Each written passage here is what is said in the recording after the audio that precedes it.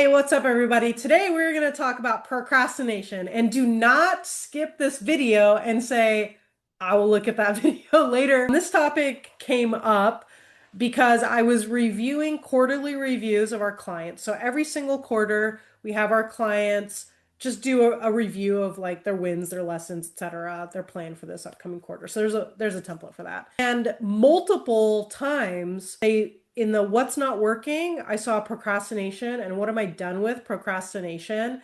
And what habit do I need to start, stop, or continue? I need to stop procrastinating. And I said, okay, all that's great if we put it on a plan. And I just started thinking about, well, what is the root cause of procrastination? Why is it that we have these high performers procrastinating, people that are very committed to their business? They're highly motivated. They really want to make an impact. Why are they procrastinating? And what are we going to do about it? Because it is all good and well to put on an action plan, I'm going to stop procrastinating. But in order to get to where we want in our business, whether it's to make your first $10,000 in your business or your $100,000 milestone or your $1 million milestone, whatever outcome you're working to, we can all agree that procrastination is not going to help us get there, but we need to really understand it. One of my big beliefs as a sales coach and as a business coach is that we are our most valuable asset in our business. And we need to understand like the operating manual. How does our brain work? And that's why we do a lot of work in behavioral psychology, in addition to the technical training of the job and right, like how to do stuff. But behavioral psychology is absolutely critical for us to understand as entrepreneurs because number one, we need to understand what makes us move because we need to do the work. And the second part is we need to understand what makes other people move as well. And so today, let's just talk about procrastination. So I'm curious, put in the chat here, is procrastination, is this an issue for you? Is it something that bugs you all the time or some of the time? I will say for myself, it's a some of the time. And I realize that a lot of these things that I researched that are based in research I picked up over the years. And so I'm really excited to share them with you. 1, 3, and 6 are my favorite. But before we jump into those, we really need to address what is the root cause of procrastination. And I will tell you, it is not laziness. So if you have been told you're a procrastinator, if you said, I'm a procrastinator, I procrastinate, you've interpreted that as laziness, I'm here to tell you that is not what the research shows. So we can just dump the shame around it and we can stop labeling ourselves the identity of a procrastinator and instead saying, I sometimes procrastinate important tasks. It is not laziness, even though that is what our culture says. So that is false. What is it actually? Number one, if we will procrastinate if we have an unclear next step. Number two, the task is too big or too vague. Number three, we have emotional resistance. So doing the task will create a feeling you don't want to have. Number four, there's a low immediate payoff compared to the immediate payoff of distraction or, I don't know, peanut M&Ms. Or we have decision fatigue. And so I'm curious if you're watching this video, which is the one that creates the most procrastination for you? I'm going to go ahead and repeat them for you. Number one, unclear next step. Number two, too big, vague task. That's mine. Number three, emotional resistance. Number four, low immediate payoff. That's another one of mine. And number five, decision fatigue. Which one is your key source of procrastination? I think it's important that we all admit that so that everyone in our community knows that they are not alone in feeling procrastination. We're all going to get through this together. All right, so let's talk about different strategies, and which strategy you use is going to be based on what is the core of your procrastination. So the first one, and this addresses the unclear next step, is to shrink the next step.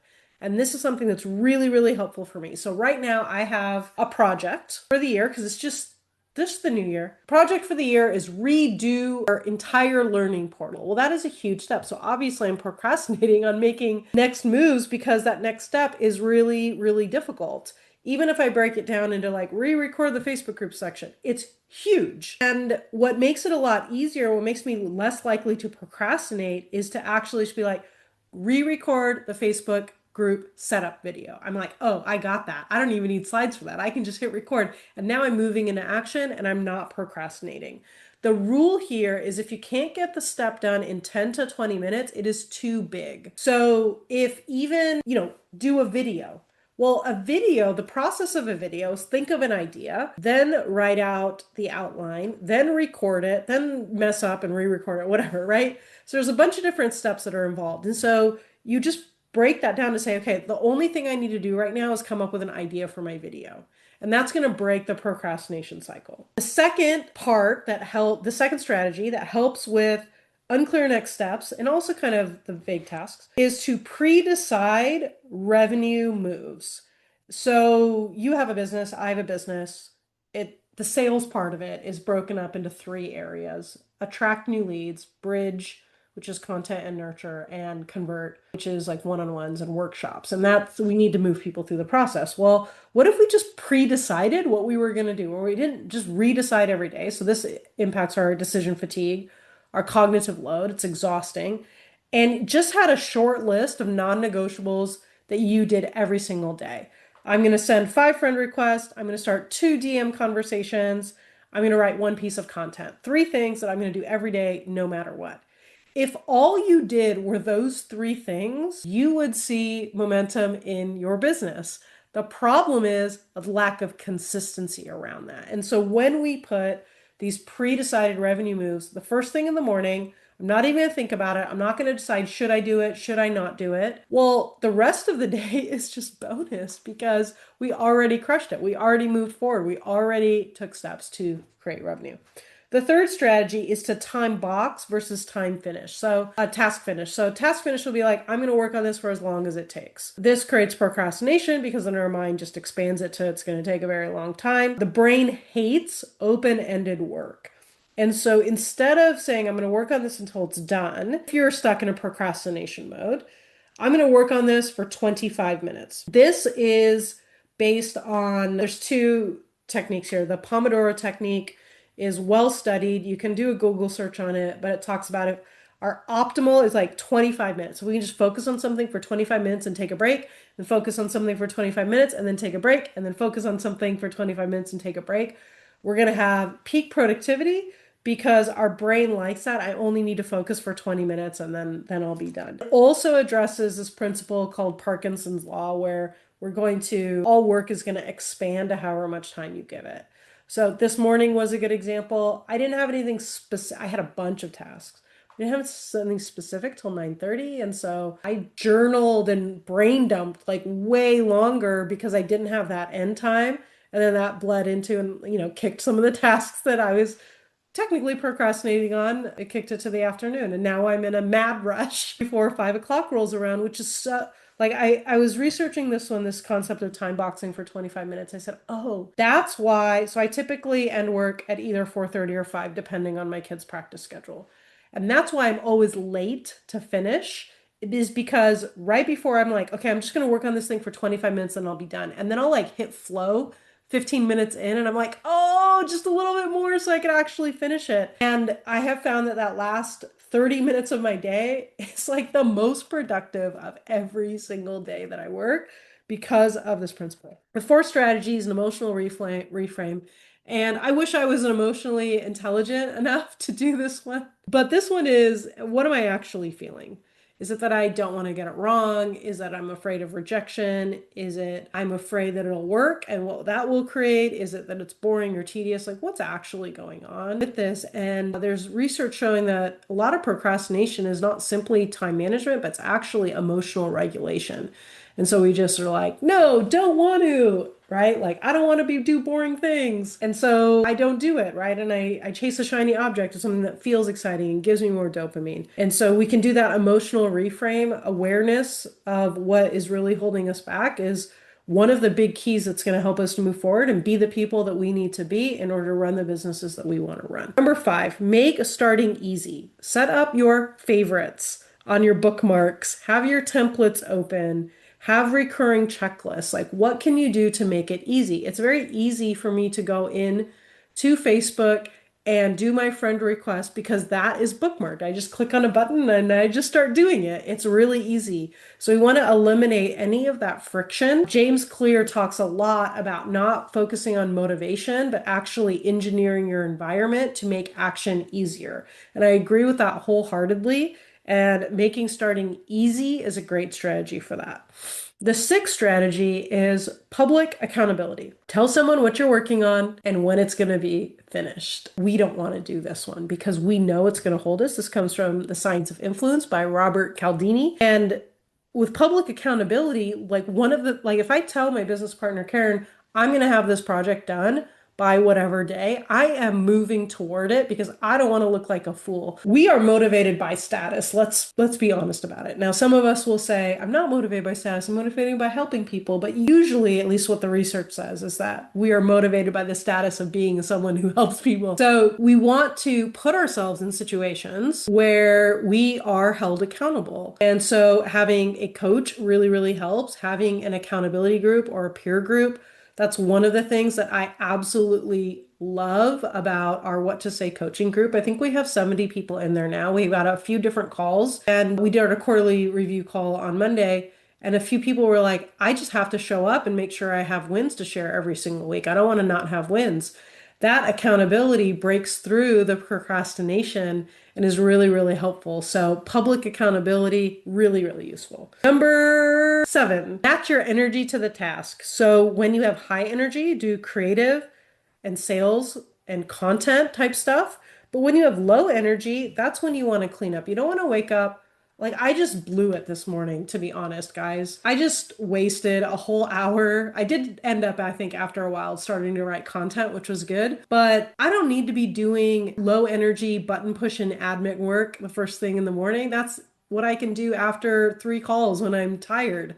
I need to use that time to really focus on the creative content, which I finally snapped into. And then, when I'm tired or this afternoon slot where I'm like trying to push myself to make a video with a bunch of energy, then instead I could be just doing that admin stuff and giving myself a little bit of a break.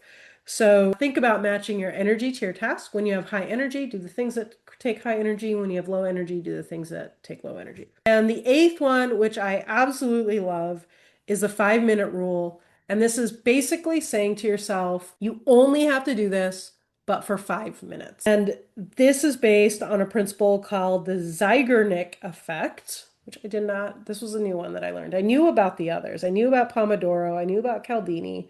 I did not know about this one. And it's basically just saying I only have to do this for 5 minutes and let the momentum take you where it takes you. Now, if after 5 minutes you're like, forget this, I'm done, then at least you took action and you took action for 5 minutes. But usually once that momentum is broken, then you just sort of like, okay, fine, I'm already here. I might as well keep doing it. I felt like that this morning when I was emptying the dishwasher. Normally it's something Charlie does. His dad unfortunately broke his hip, so he has been out. He's been up with his parents. This morning he was home and I was like, maybe I'll put a couple things away. And I was not planning on doing the whole dishwasher. I was like, I'm only going to do this while my coffee is being made. And they put 3 things away. And by then I was like, I just took a sip and I finished the thing. It's the same concept. If we just say you only have to do this for 1 minute, 90 seconds, while your coffee is brewing, while the microwave is going, for 5 minutes, whatever, we will follow through and finish off this task. And I love this one. I had just realized that I had just used it, and I want to use that one a lot more, especially cleaning, because I hate it and I procrastinate all the time and I make it a big deal, and it doesn't have to be a big deal if I just say I only have to clean for 5 minutes. Let me go ahead and recap these one more time. Number 1 is we're going to, and I really would love to hear which one of these you feel is the most helpful for you. Number 1, shrink the next step. Number 2, pre-decide your revenue moves. Number 3, time box versus task finish. Number 4, emotional reframe. Number 5, make starting easy. Number 6, public accountability. Number 7, matching energy to the task. And number 8, the 5-minute rule. I would love to hear, and I'm sure everyone in the community would love to hear, which one is most helpful for you. And as we start this new year and as we're starting to, work on the things that are going to make our year great, it's really, really natural that we procrastinate because the goals are very, very big when we do our New Year's goal, like sell $550,000 portal, right? Those are really, really big. And so what we all need to do together as a community is take one step at a time and really focus on crushing this procrastination problem. And so we maybe we do a good job with it 80% of the time and we procrastinate like 20% of the time. I think we would be really all very successful if we could do that. So I hope this video was helpful for you. It was a bit longer than I thought it would be, but I wanted to be thorough. I didn't want to leave any of these strategies out. So I hope it was encouraging. And if it wasn't encouraging, don't tell me. That'll make me sad and procrastinate against the next video. All right. Have a good day, everyone. Bye.